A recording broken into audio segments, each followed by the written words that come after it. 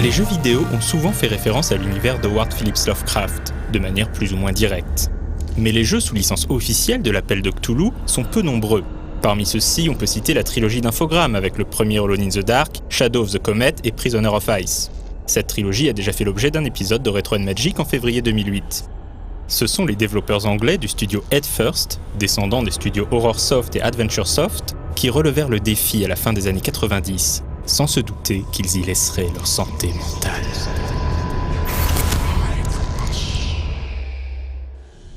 Petite note avant d'aller plus loin, ce jeu a été conçu pour être joué dans le noir. Si vous regardez cette émission dans une pièce trop éclairée, il est possible que les images du jeu paraissent grisâtres et ne soient pas très lisibles. Pour éviter ce problème, nous vous recommandons d'éteindre les lumières afin de profiter au maximum de ces visions de terreur cosmique. Le développement du jeu qui deviendra Call of Cthulhu Dark Corners of the Earth, les sombres recoins de la Terre, commence dès 1999. Les fondateurs d'Head First, Mike Woodruff et son fils Simon, sont des vétérans du jeu d'aventure.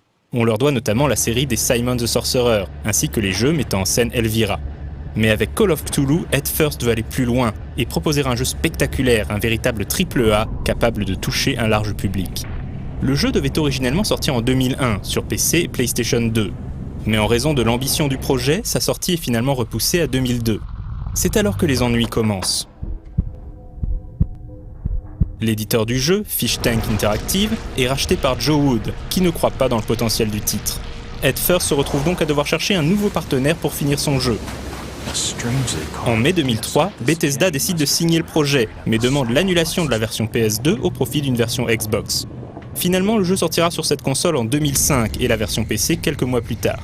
Malgré des graphismes forcément datés et de nombreux problèmes techniques, Call of Cthulhu Dark Corners of the Earth réussit son pari. Proposer une adaptation fidèle de l'univers de Lovecraft et un jeu véritablement terrifiant, qui reste encore à ce jour une référence en matière d'horreur vidéoludique.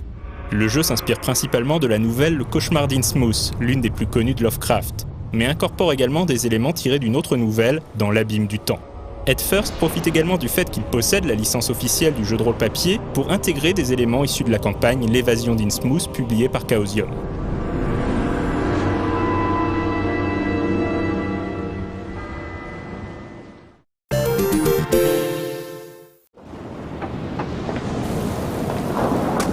L'histoire commence à Boston en 1915 et le joueur incarne Jack Walters, un inspecteur de police. La police, justement, assiège un manoir en ruine où un culte apocalyptique, la confrérie de Yeet, s'est retranché. Les cultistes sont d'accord pour négocier, mais uniquement avec Jack. Intrigué, Walters se rend dans le manoir et c'est alors que tout dégénère en fusillade. À l'intérieur, Walters découvre que les cultistes ont tous été empoisonnés, dans ce qui ressemble à un suicide collectif. Menant l'enquête, il réalise que ses faits et gestes étaient épiés depuis des mois par la confrérie. Ses pas finissent par le mener au sous-sol du manoir, où il est confronté à quelque chose d'indicible. Lorsque ses collègues le découvrent, Walters a perdu la raison. Il passera les 6 années suivantes à l'asile d'Arkham. Février 1922, Walters a été relâché. Il ne parvient pas à se souvenir de ce qu'il a vu dans cette fameuse cave, ni des 6 dernières années d'ailleurs. Et évidemment, il ne fait plus partie de la police.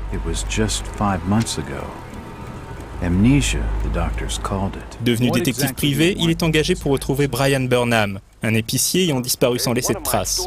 Peu avant sa disparition, Burnham venait de s'installer dans une petite ville côtière, Innsmouth. Walters se rend donc à Innsmouth et comprend très vite qu'il n'est pas le bienvenu. Non seulement la ville est sale et décrépite, mais les habitants ont des mines patibulaires et refusent de répondre à ses questions. À quelques exceptions près, comme Lucas Mackie, qui n'est pas du coin mais semble en savoir plus qu'il ne dit, ou Rebecca, qui conseille à Walters de se tenir sur ses gardes.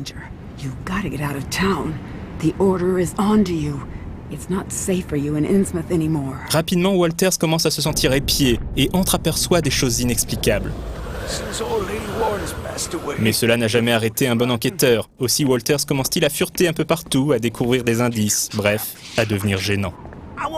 Forcé de rester sur place pour la nuit, Walters est assailli de visions, qui semblent être liées à son expérience traumatisante de 1915. Réveillé en sursaut, il réalise alors que les habitants d'Innsmouth sont à sa porte et viennent pour le tuer. Commence alors une haletante course-poursuite, tandis que Walters, seul et désarmé, doit trouver un moyen d'échapper aux membres de l'église ésotérique de Dagon, qui règne sur la ville d'une poigne de fer. Le culte de Dagon est dirigé par la famille Marsh, dont on dit qu'ils auraient pactisé avec les anciens dieux de la mer.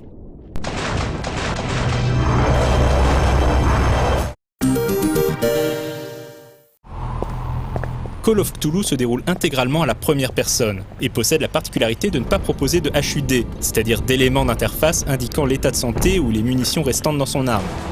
Bien sûr, il est toujours possible de se rendre dans l'inventaire pour faire le point, mais dans le feu de l'action, c'est au joueur de se montrer vigilant. Les dégâts sont également localisés. S'il est blessé aux jambes, Jack courra moins vite. S'il est blessé au bras, il visera moins bien. Les puzzles et autres manipulations d'objets, comme par exemple l'ouverture d'un coffre-fort, se déroulent eux aussi dans l'environnement 3D du jeu, pas dans une interface séparée.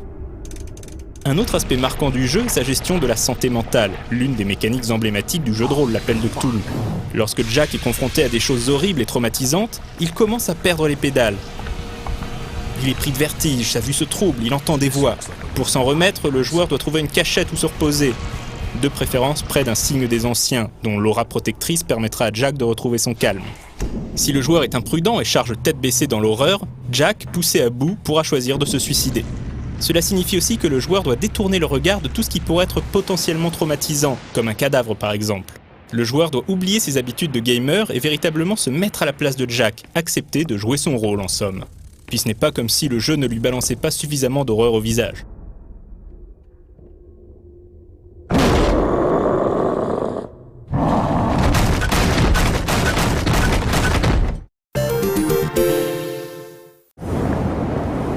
Call of Cthulhu Dark Corners of the Earth est tout simplement brillant dans sa première moitié. L'atmosphère moite et oppressante du jeu, les scènes d'horreur entreaperçues ici et là dans les ruelles sordides d'Innsmouth installent une ambiance incroyable. Et puis il y a la poursuite. De mémoire de joueur, rarement on aura ressenti un tel rush de terreur et d'adrénaline.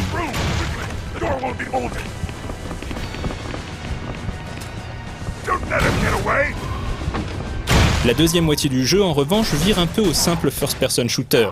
On participera d'abord à l'assaut sur la raffinerie du clan Marsh, armé d'un Tommy Gun. Défoulant, mais un peu primaire en comparaison de ce qui a précédé. Le joueur est toutefois vite rappelé à sa condition de pauvre humain insignifiant par l'irruption d'un Shoggoth, l'une des créatures les plus abjectes du mythe.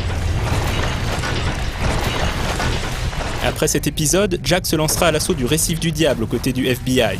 Il se retrouvera à bord d'un navire pris d'assaut par les profonds, puis par Dagon en personne pour une bataille d'anthologie.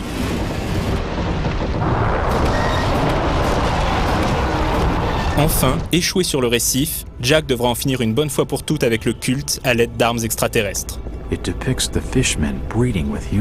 C'est là que le jeu vire définitivement au n'importe quoi, ce qui est un peu dommage. Heureusement, le dénouement est quant à lui typiquement Lovecraftien. Très difficile et assez linéaire, Call of Cthulhu Dark Corners of the Earth n'est pas le meilleur survival horror de tous les temps, mais il propose une expérience inoubliable. Dommage qu'il soit sorti avec autant de bugs, même si, sur PC tout du moins, des patchs non officiels ont corrigé la plupart des problèmes du jeu.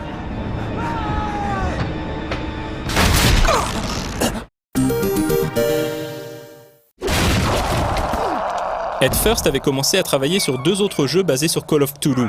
Beyond the Mountains of Madness, au gameplay similaire à Dark Corners of the Earth mais transposé en Antarctique pendant la Seconde Guerre mondiale, et Destiny's End, se déroulant quant à lui à l'époque contemporaine avec un gameplay plus proche de la série Silent Hill, dans lequel le joueur aurait incarné deux adolescents retraçant leurs origines jusqu'aux ruines d'Innsmouth, bouclant ainsi la boucle.